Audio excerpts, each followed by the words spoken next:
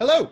Welcome back to our show. I am here with Demetrius as Mike and Gio sit this episode out. So Demetrius, like I said, I don't like having week-to-week, back-to-back topics, but the Mets did just play their first game this week. So I did want to give you the Mets, but I did want to spin it a little bit, so I gave you the entire NL East. Last week, as I alluded to, we met the mess, and the mess is cleaning up a little bit. I did disparage a bit about that first game where Luis Rojas showed his managerial incompetence, and I don't want to get into that again because Dom Smith had a bomb the next game, and we went nuts on Twitter about it. So yeah, there was that. We're 2-2. We're riding the wave at 500, so I'm not upset. As Mike had mentioned earlier, Lindor's hitting 214. There's much more to improve upon. As we get into the rest of the NL East, the Marlins look bad again. Whatever happened to the Nationals, we need to put them on a milk carton and figure out where they went, because I don't know what they're doing over there, down with one win on their record so far. We're here to talk about the Phillies and Braves because, wow. I remember in our first couple weeks of opening the show, we did not mention the Phillies at all. We threw them off the Liberty Bell, for crying out loud. And we were just singing all the praises about the ATL. And the Phillies must have heard us because they opened the season with a sweep of Atlanta. And on top of that, all of those games were low-scoring games. A 3-2 extra innings win, followed by a 4-0 shutout, and then a 2-1 victory. Zach Wheeler and Zach Eflin went nuts. Zach Wheeler in his debut.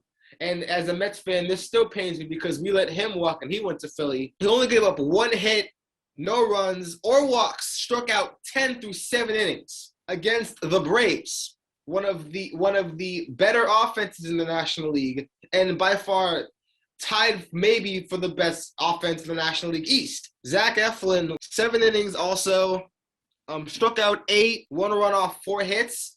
Not exactly what Wheeler did, but just as strong. But then Zach Wheeler at the plate to start off that series. 2 for 3 with a double and an RBI. I remember in our chat I mentioned that, since they kept one rule that we will choose not to speak of as yet, but they disbarred the universal DH, and I was like, why? I thought that would have made the game better, save the pitchers, for crying out loud.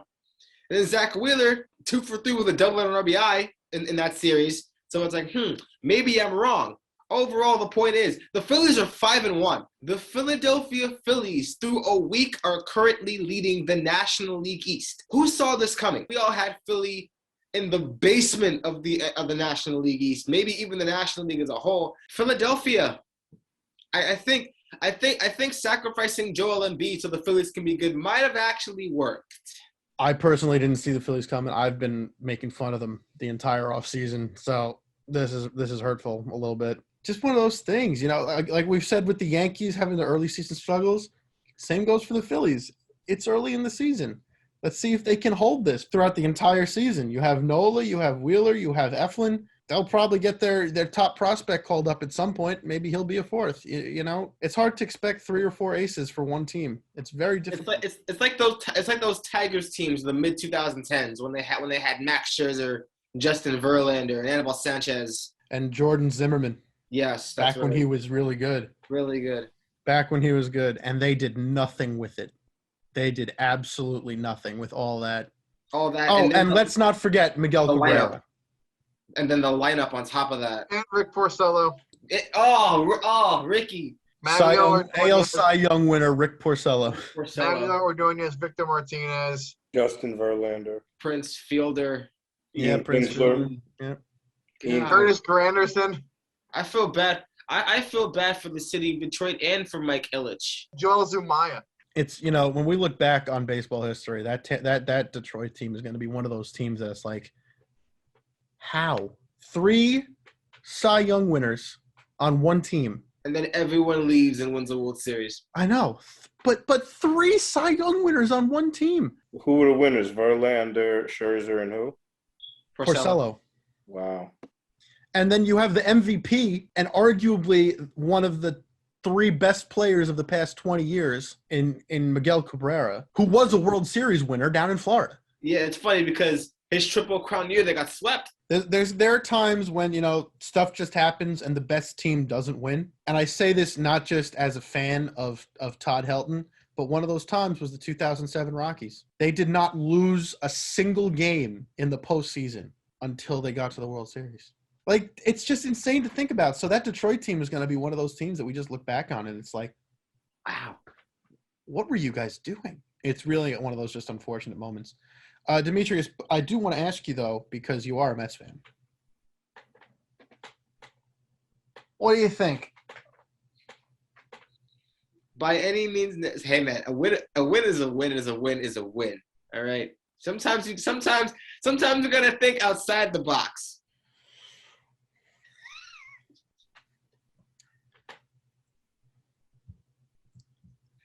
Finish him.